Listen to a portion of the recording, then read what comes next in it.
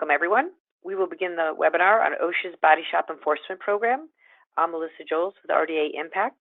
Brandon Thomas, President of GMG EnviroSafe, is your presenter for this webinar. The presentation will take approximately 35 to 40 minutes, and we are recording it and we'll post it on our YouTube channel. If you have questions during the webinar, you can type them in the chat box at the bottom right of your screen, and Brandon will answer them at the end of the presentation. Now, I'll turn it over to Brandon. Thank you, Melissa, and good afternoon, everyone that's on the call. I appreciate you taking time out of your busy afternoons to learn a little bit more about the OSHA Body Shop Enforcement Program. Just a little bit about me by way of background. I am not an industrial hygienist. I am not a former OSHA inspector that has now gone into private practice. Instead, I come from the collision repair industry. I worked for an organization known as Collision Revision with 30 locations in Chicago for about 5 years, and have been president and CEO of GMG EnviroSafe for the last 9 years now. So I've been a part of the collision repair industry for almost 15 years. Everything that I'm going to present today is from that perspective of a shop operator. So very important that when we're talking about how to prepare your facility and things that you can be doing, we're going to be looking at practical alternatives of how to meet the regulatory requirements. GMG EnviroSafe, we are celebrating our 30th year in business. We were founded in 1989. We provide EPA, OSHA, and DOT compliance for the collision repair industry. We will also set up employee safety programs and provide risk management consulting all throughout the United States. So we're talking about OSHA's Body Shop Enforcement Program. Where we want to start is what prompts an inspection from OSHA. There's actually 5 different ways OSHA can be brought to your facility's door. And on the screen, they are ordered by priority. What that means is OSHA, when they're deciding which businesses to visit, are going to follow this order top to bottom of where they're going to start or who they're going to visit first.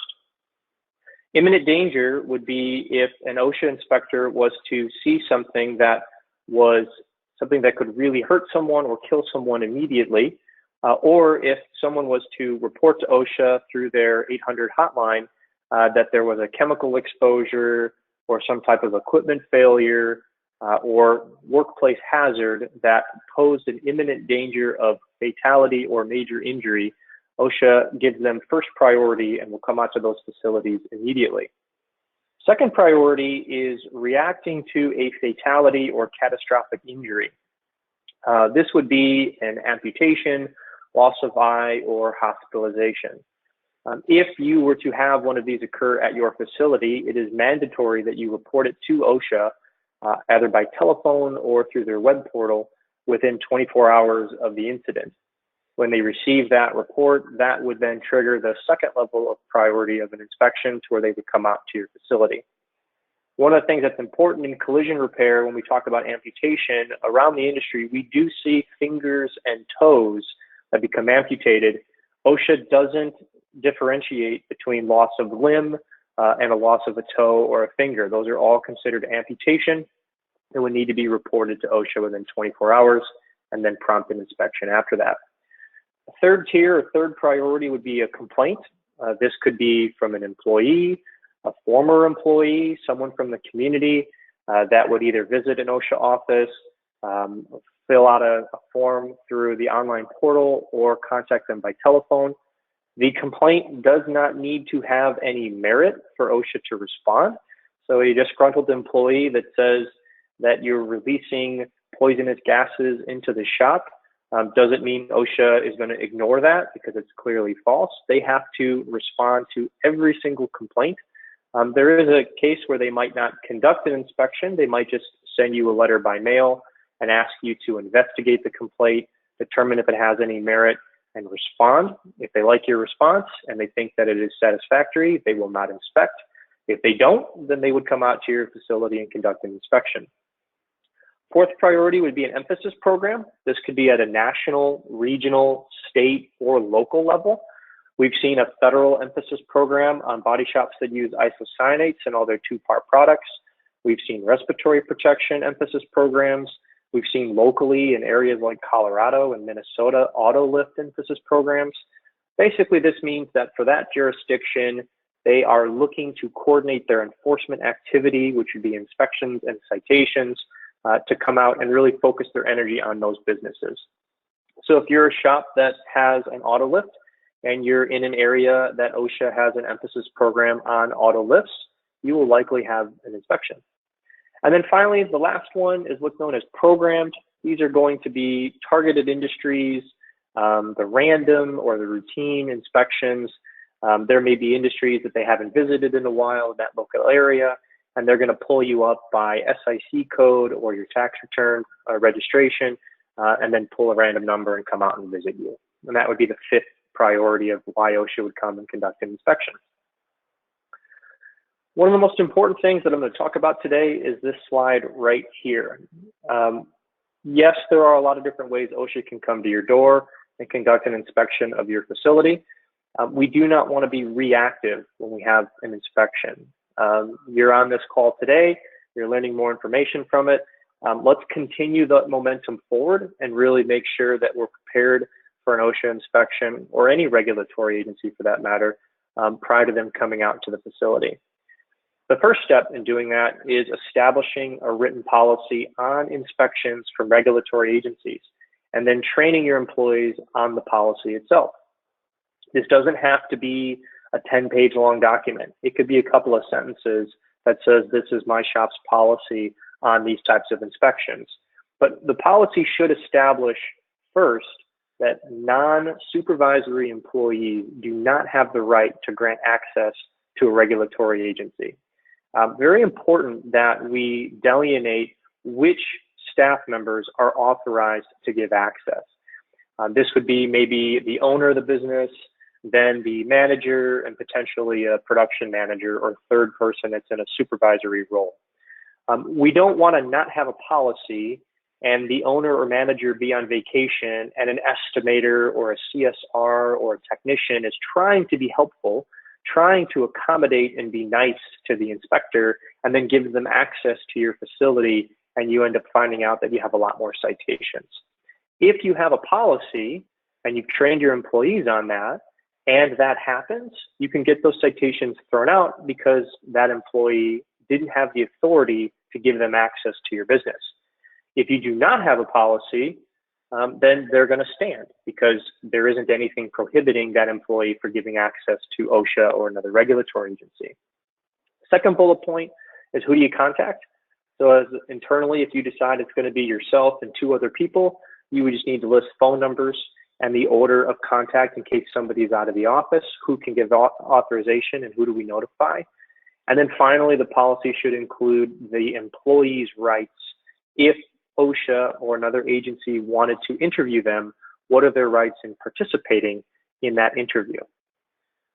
My next slide will give you the details of what those rights are. A couple of very key bullet points here. The most important would be that as a company, it is your policy to not retaliate for answering or participating in an interview. There are whistleblower laws in place that if you violate them, the penalties are very, very significant. So your policy should state that the employee is free to participate or decline an interview request from a regulatory agency, and that you as the employer will not attempt to influence whether or not they participate, nor will you retaliate for answering their questions. Employees also may request to have a manager present or a manager be absent from that interview, and can also request legal counsel during that interview as well. And if they get into the interview, they have the option to end it at any time if they feel that they no longer wish to participate or they don't have information pertinent to the questions. All of these should be included in your company's policy on regulatory inspections, especially from OSHA. Now, when OSHA comes out to your business, depending on the nature of what prompted them to come out, whether it was reacting to a major injury, part of an emphasis program, or just a routine random inspection, you'll always want to start with an opening conference. You do not want to just let them go into your facility prior to sitting down into your office or a meeting room and talking through what it is that they're there for. It's important that we're courteous, respectful, and professional at all times. It's only going to make your life more difficult if you are antagonistic or disrespectful with an OSHA inspector. You'll also want to ask for credentials to confirm what agency they are from. Some states have an OSHA program, but it's called something different, like Department of Health and Safety or Department of Professional Regulation. These types of things, you might not know that you're dealing with OSHA, but they actually are dealing with employee safety, workplace hazards, that sort of thing. Then you'll want to request specifics on what prompted the inspection and what it is that they want to see. The reason why is we want to limit their access. If an inspector comes out to the facility and they only want to see the paint department, we do not want to give them access to detail, to body, to the parking lot, to the office staff. We want to restrict their access to focus only on the scope of the inspection. And then, as with everything that I'm going to talk about today, you'll want to take notes on all responses because you may need that later if you get a citation and you want to contest it. So what types of questions should we ask when we're in that opening conference to limit the scope? First, what prompted this inspection? Why are you here? If it's tied to a complaint, ask to see a copy of the complaint. Now, they're not going to give you the name of the person that complained. That's all protected by confidentiality and those whistleblower laws. But you can see the nature of the complaint and what was actually said about your business. Next, where do you want to go in the facility? Specifically ask them to narrow it down to the types of departments, equipment, and repair operations that they want to see. Again, if we're talking about an emphasis program on auto lifts and you only have 1 2-post lift, you're going to want to limit their access to just looking at that 2-post lift instead of going through anywhere in the body or mechanical departments. What documents does the inspector want to view? If your business is diligent and has a good record-keeping system, you will have all of your OSHA, EPA, DOT compliance documents in a series of folders in a filing cabinet or in someone's office.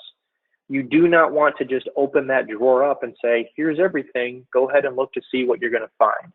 Instead, you will want to find out what do you want to see, and you will bring that documentation to them to review. So the inspector says, well, I would like to see respirator fit testing and respirator medical evaluations. You're not going to give them 10 folders. You're only going to give them the documents that they requested, again, limiting their scope. If they say they only want to see fit testing and you give them every piece of document that you have, even if it's not related to fit testing, they can issue a citation if something is found to be outside of compliance or posing some type of hazard to your employees. Lastly, do you want to conduct interviews? And if so, what employees do you want to talk to? Will those interviews be private? This may be specific employees that they already know they want to talk to. It may be employees that perform a certain job function, like I want to talk to a painter and a body tech. It may also be that you need to give them an employee roster by position, by name, and date of hire, and they pull them at random, and then these are the employees that we're going to talk to, okay? In terms of your rights as a company and an employer, you do have the right to refuse the inspection. It is a government agency, and constitutionally, you have protection of illegal search and seizure. However, it is very easy for an inspector to obtain a search warrant within a few days and come back and conduct the inspection. So I would strongly discourage outright refusing the inspection because ultimately they will come out and do one, and they may bring more inspectors with them or spend more time at your facility. However, you can also delay an inspection if it's going to be very disruptive. There is a requirement that inspections occur at reasonable times and regular hours. So OSHA can't say, well, we want to be there Saturday morning at 4 p.m. if your business is never open during that time and it's not reasonable. If you're short-staffed, half of your office is out on vacation and you're covering 3 or 4 positions, you are more than within your rights to ask them to come back at a later time or schedule an appointment because of that. We already talked about who has the authority to grant access to these facilities. If management personnel are just not available, then that would be an opportunity for that to be delayed or restructured or rescheduled. And then finally, we can't have processing necessarily be stopped without causing an unnecessary financial burden. So if a painter is literally in the middle of painting a vehicle, as long as it's not creating an imminent danger to that employee, they can't ask them to stop painting, leave the facility, and cause that financial burden onto the business, okay? So very important that when we talk about delaying an inspection, it's not something where we can just delay it indefinitely. What that means is you can't say, well, hey, I'm not available, can you come back in 4 months? Right, when we talk about delaying, we're talking about a couple of days, come back tomorrow, at most within a week. It would not be reasonable to say, well, I've got staff that's going to be on vacation for the next 2 months, and therefore I don't want to have an inspection. So during the walkthrough, a couple of key important things that you'll want to keep in mind is we want to make sure the inspector has the required personal protective equipment to walk the facility. So if your policy is safety glasses, make sure they have safety glasses, and you want to accompany the inspector at all times. I have seen so many citations for body shops where a manager just allowed the inspector to go do what they wanted to do in the back of the facility because they were busy and they were working on something that they had to deal with for a client or some type of a repair. That is not what you want to do. That's going to create citation activity that you have no knowledge of and you cannot defend. So take the time to accompany the inspector, go everywhere with them, no matter where they go into the facility or whatever it is that you're showing them based on what prompted the inspection. If the inspector takes a picture, you take a picture. If an inspector notes something, ask the inspector, what are you noting? And then make a note yourself. The reason why is this is evidence. These pictures and notes are used for citations. If you go to a settlement conference or you want to contest the dollar amount or the nature of the citation, you have to have your own evidence. They're not necessarily going to give you access to their pictures and their notes. I have seen citations that have been thrown out for body shops where an inspector took a picture that made it look like a fire extinguisher was obstructed by a parts cart, but the manager took a different angle from the same picture, the same view, and showed that there was 4-foot clearance and it wasn't actually a violation. So important that you are building your own documentation while they're walking through your facility. Another important thing during the walkthrough, you may get asked certain questions. Do not lie, all right? Answer questions truthfully.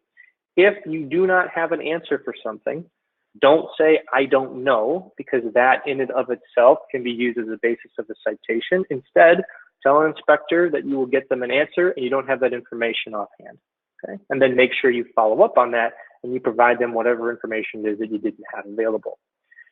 Finally, if they point something out and they say that it is a hazard or a violation, correct it immediately. Many times in these types of inspections, if you were to fix the issue, it will not end up becoming a citation because it was abated or corrected immediately. So if you find that you're missing grounding straps on your lacquer thinner drum, or there's an obstruction of an electrical panel, and you're able to fix it right then and there with the inspector, or you can call somebody from your office or the shop over and have them fix it, have that done with the goal of that before that inspector leaves for the day. Anything they pointed out got addressed, and the likelihood of a citation is far less.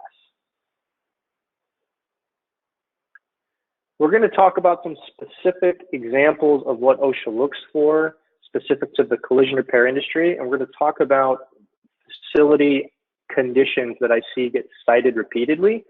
But before we do that, I just want to complete the loop of what that timeline looks like from an inspection standpoint. After the inspection is completed, you will receive a citation and notification of penalty via certified mail if they found a hazard, okay? The response time really depends on the office from OSHA. I've seen them take 3 days, and I've seen them take 3, 4, 5 months before they actually send out the citation and notification penalty. In that documentation, each alleged citation will be outlined. It'll have a specific regulatory reference of the standard that they allege that you are in violation of, and then there'll be a dollar amount financial penalty associated with that. There are different classifications of citations. Serious and other than serious can be cited for up to $13,260 each. So if there are 3 serious citations found at your shop, the penalties could get up to $36,000 total. Failure to abate. Basically, this means is they told you there was an issue, some type of a hazard, you didn't fix it, right? So if they come out and they find compressed gas cylinders for your welders and torch carts that are not chained to a wall, and they say you must correct this, if you don't and you go past the deadline, now the penalty is $13,260 per day for every day beyond the deadline that you don't fix it. So it can get very, very expensive. And then finally, they have willful or repeat. If they deem you to be intentionally creating a hazard for your employees, or if they told you to fix something, you fixed it, and then you did it again, that would be repeat, the penalties go up astronomically to almost $133,000 per violation. So very, very important that if you get a serious citation, you fix it and you develop processes and policies to make sure it doesn't happen again, because if OSHA sees it again, the penalties get very significant. Now, these penalties are a guideline. Penalties can be adjusted based on the history at your shop, whether or not you've ever had an OSHA inspection, whether or not you've ever had a citation. Also, the size of your facility.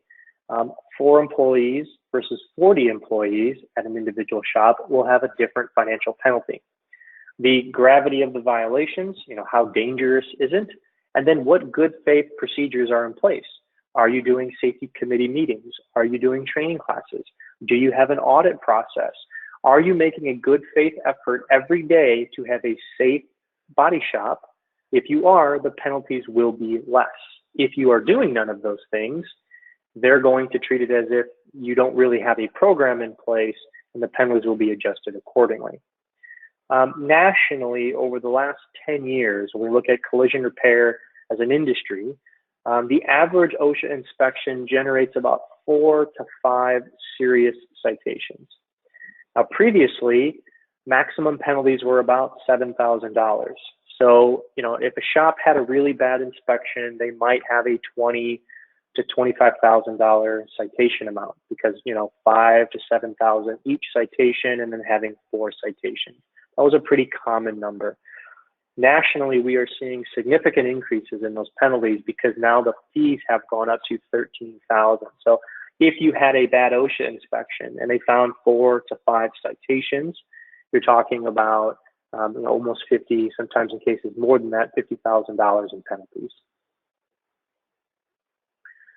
When you get the citation and notification of penalty in the mail, the most important thing is to act quickly. You have to settle or appeal within 15 working days from the receipt of that document, or it becomes a final order, and you cannot do anything once it's become a final order. I have had shops that the owner was out of town, the citation came in the mail, an estimator signed for it, didn't open it, left it on a desk, and a week goes by, the owner comes back, and now they're not allowed to move that 15 working day period. So very important that as soon as it's delivered, it is opened and reviewed and taken action with. If you are not going to contest a violation, so let's say they found a squeeze bottle with lacquer thinner in it and it wasn't properly labeled, and you agree it wasn't labeled, the financial penalty isn't a significant amount of money and you're okay just paying it and moving on, you're not going to contest it, you have to abate it. And abating it just means fix it. Through that process, you'll have to notify OSHA of the corrective action that you took, and you're going to submit an abatement certification. It's an OSHA form that says, on this day, I fixed this issue by doing this. And it might be a picture of the spray bottle labeled. It might be a picture of the gas cylinders chained and capped. It might be an invoice of work that you had an electrician come out and rewire a light or repair some wiring. But you have to give them some type of documentation that these things have been fixed. If there are violations that you do not agree with, that you want to contest or that you don't agree with the financial penalties, you can schedule an informal settlement conference with the area director to modify the citations. This would mean that you would need to call, schedule, and participate in the meeting within 15 days. So it's not call to schedule on the 15th day and it extends your deadline. You have to complete this entire process in 15 working days. So you will call the area director. I strongly suggest informal settlement conferences being done in person. Go to the OSHA office, shake hands with them, explain what it is that you guys do and how you take safety seriously and that you fix the issues right away, and you'll be given a lot more leniency than if you try to do this over the telephone. Telephone conferences can be done, but typically the results are not as beneficial to the shop themselves. During the settlement conference, you'll have the opportunity to either dispute a citation and say that it didn't exist. You'd be able to show them pictures. You'd be able to show them your own evidence to try to get the citation thrown out. Or if the citation did exist in terms of the hazard and you want to negotiate the financial penalty, you can do that. And you could talk about how you fixed it right away. You could talk about all the safety meetings that you guys have, that an employee made a mistake and they were in the middle of something and you've since dealt with it, that you knew that this was something that couldn't be done and it was just bad timing. All the different good faith efforts that you're putting into a safe working environment, they're going to judge you a bit differently and offer you more flexibility in terms of the cost of the citation. So let's say they assess you a penalty of $12,000. Maybe you can get that reduced to $5,000, $6,000, or maybe even less, depending on the nature and size and gravity of your inspection or your facility. Now, if the settlement itself is not satisfactory, whatever OSHA is offering you, you don't accept, you would then file a notice of intent to contest, and the case goes to litigation. This notice of intent to contest has to be filed within 15 working days. Again, if you don't get it done within that, it's a final order and you cannot do anything or modify the citations after that point. So very, very important that we are responding quickly whenever we have the citation being mailed to you.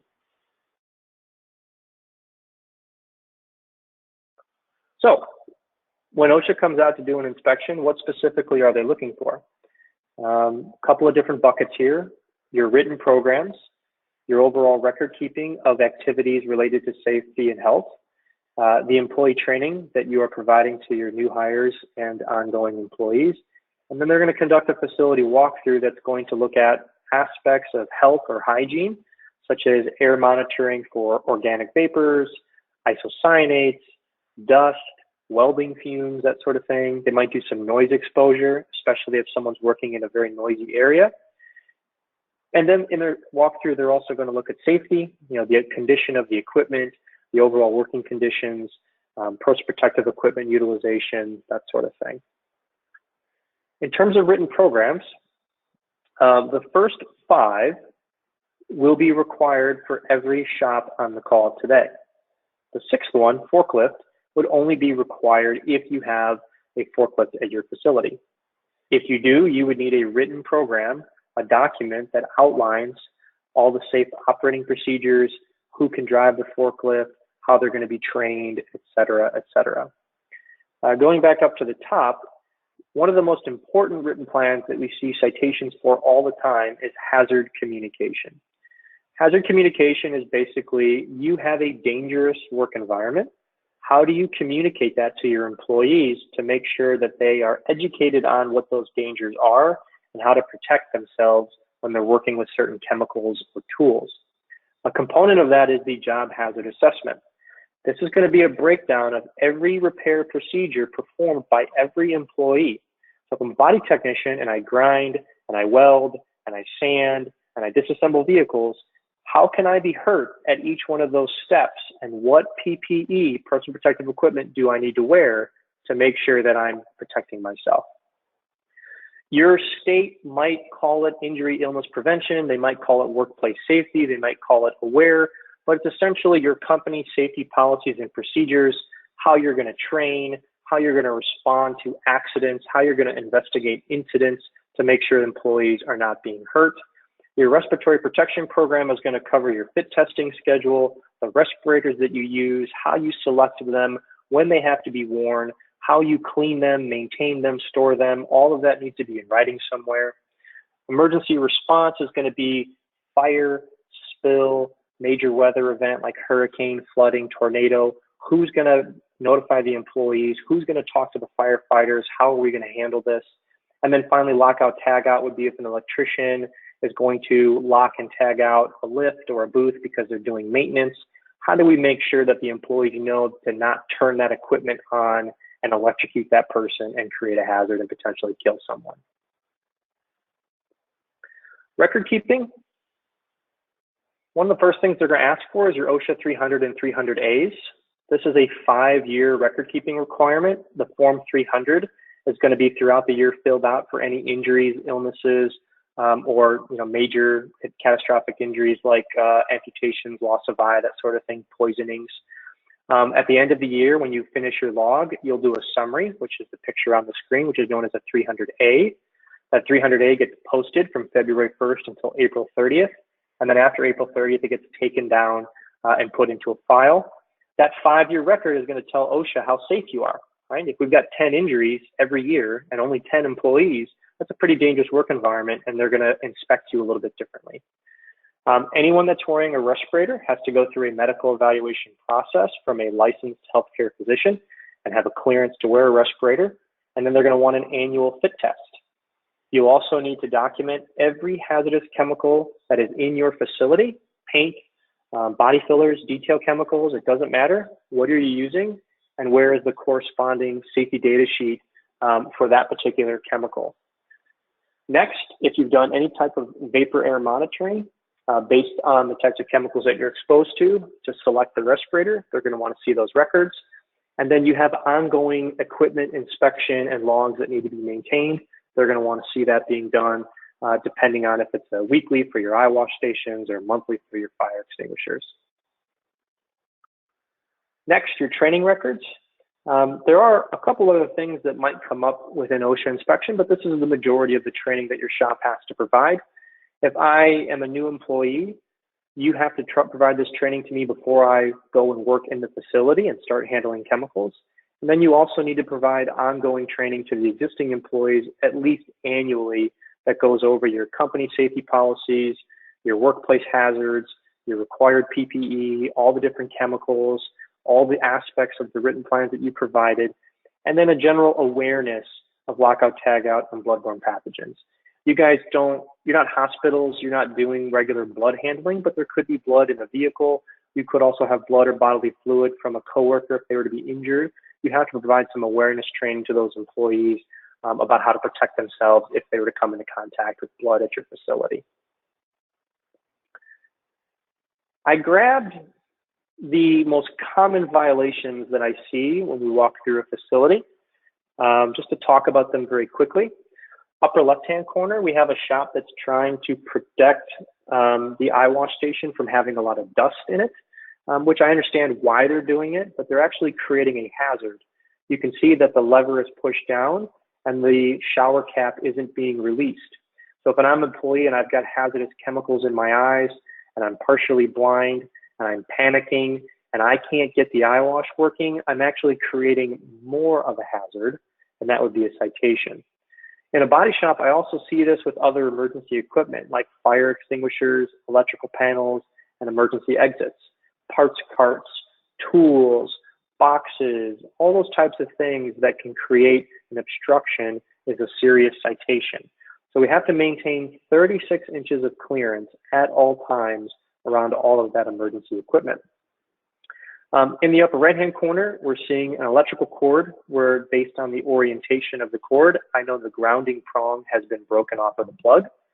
Body shops have 10, 15, 20 cords throughout the facilities.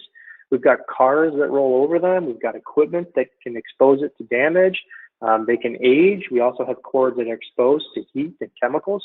So these just have to be inspected on a regular basis to make sure that we have no exposed wiring and no damaged ground prongs, or a citation would be issued.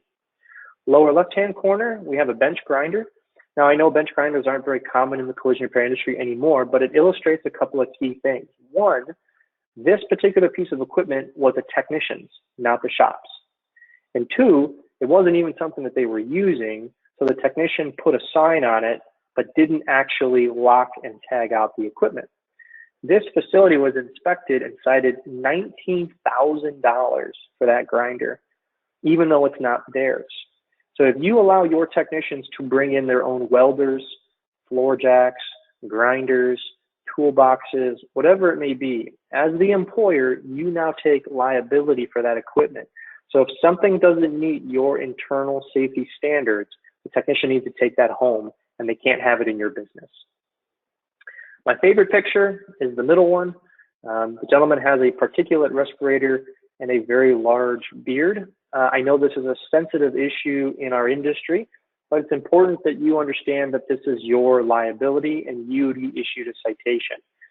You cannot have facial hair in the area where that respirator is making contact with the skin because it doesn't create an air seal and the filters can be bypassed and that employee is breathing in chemicals. So a mustache, a small goatee, no problem because it's inside the respirator and it's not creating a lack of a vacuum seal. But if we have a beard like this, even if you've told that employee 100 times to shave and they won't do it, it is your liability, your responsibility. You will get a citation for it. Finally, lower right-hand corner, I see this a lot, especially in the warmer climates where painters are in the booth all day and it runs a little bit hotter. They're not wearing the appropriate personal protective equipment.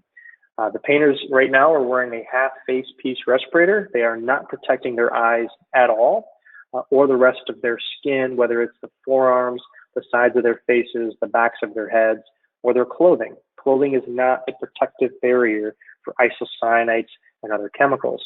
So when we're spraying in the booth like this, we need to make sure we're wearing a spray suit, that we have full face respiratory protection or some type of PAPR or fresh air system, and that we're protecting our skin with gloves and that sort of thing, okay?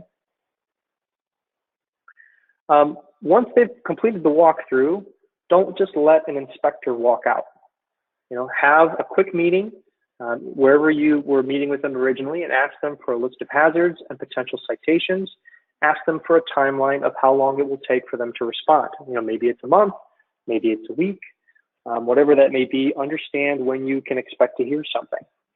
Very important that you understand that inspectors do not have the authority to issue or not issue citations. This is going to be decided by their supervisor or area director. The inspector just gathers evidence, takes pictures, takes down notes, but then they meet with their office to determine what citations will or will not be issued. If an inspector tells you, hey, you fixed that right away, I'm not going to issue you a citation, don't worry about it, that is meaningless. They don't have the authority to do that. So very important that you have all of your own records in place with your notes and your pictures, because it's ultimately going to be handed off to someone else to decide whether or not you get a citation. Finally, courteous, respectful, professional at all times. We do not want to be antagonistic.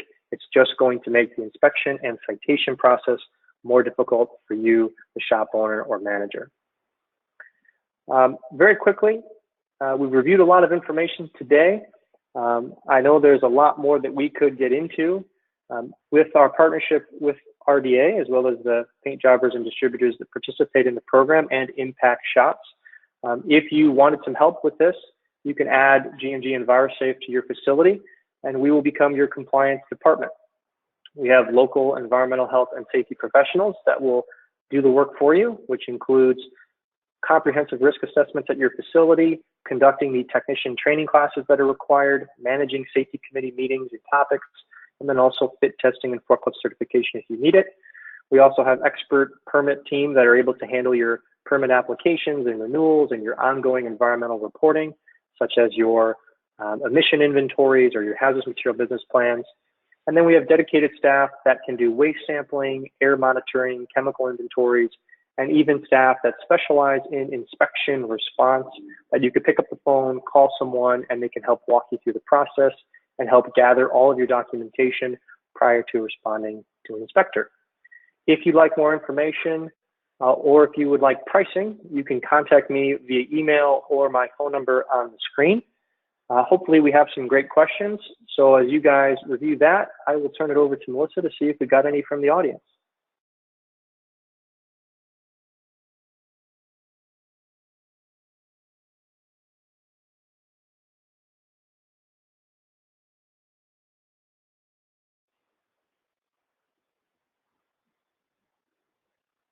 Melissa, did we have any questions?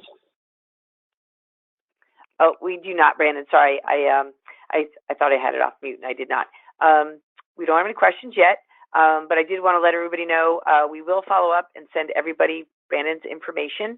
And I would just strongly recommend you be proactive and you do reach out to Brandon and use his resources. He can really help your business save a lot of money. I don't see any questions, and if anybody wants to follow with Brandon and ask him individually, you can do that. You just really did a thorough job and very clear. So with that, I think that concludes the webinar, and we'll be in touch with everybody on future training opportunities, and we appreciate everybody taking time out of their busy days. Thank you, Brandon. Thank you. Have a good day.